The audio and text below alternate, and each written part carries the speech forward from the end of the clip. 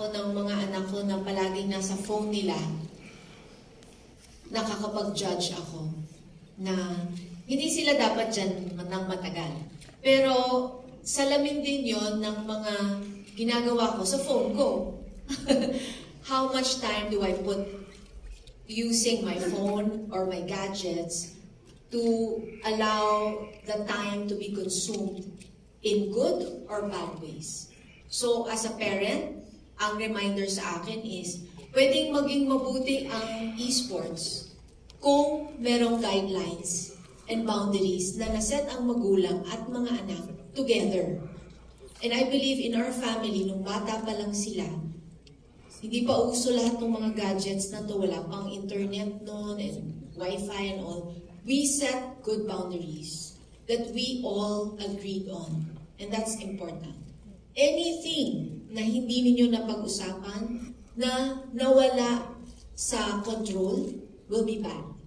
So in a family setting, I really encourage parents and children to have a healthy communication when it comes to gadgets and esports. Yun ang masasabi ko. How about the others?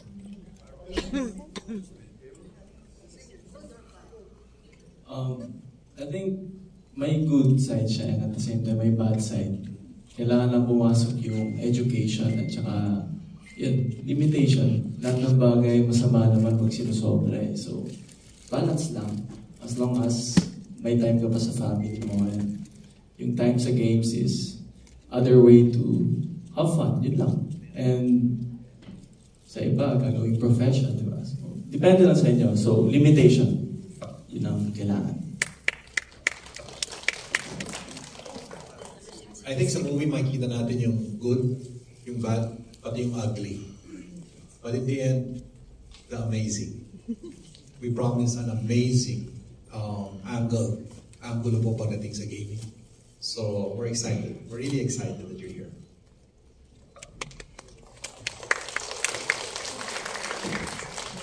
Para po sa akin, good kasi video games as a whole can be used in a lot of different ways. Pwede maging educational, pwedeng informational. Actually, ngayon, may isang video game na ginagamit siya, public video game siya na ginagamit siya as an educational tool para sa mga grade 1 students. So, marami siyang pwedeng maidulot na maganda. Pero at the same time, gaya ng sabi ni Ms. Maricel, kapag sumobra and walang moderation na nangyayari, doon lang magiging masama. So, di ba lahat naman ng sobra masama eh. So, lahat gawin sa tamang paraan. And syempre, ako bilang gamer, alam ko naman talaga. And namamanage ko rin naman yung profession ko, yung paglalaro, and yung family time and quality time with my friends. So, time management lang din talaga ang kailangan. So, yun lang. And alam ko naman na maraming relationships na nabubuo sa isang video game community, nagkakaroon ng parasocial relationships.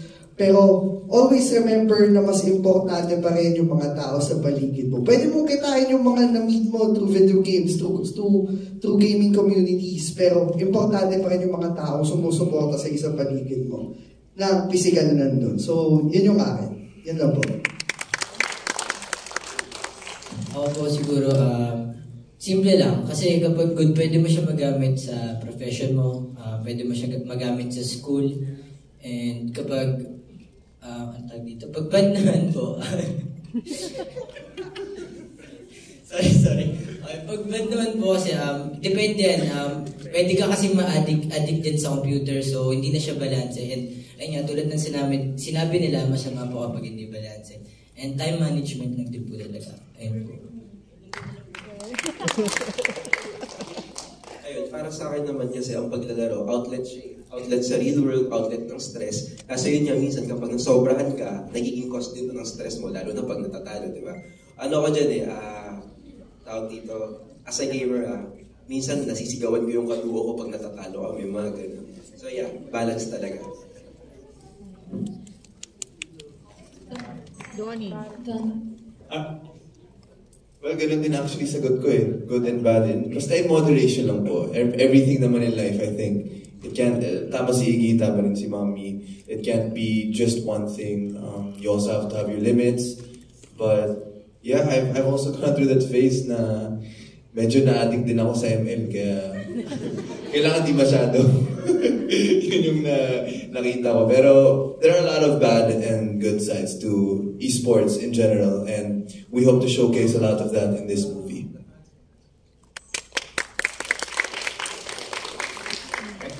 Okay na yun? Alright, next.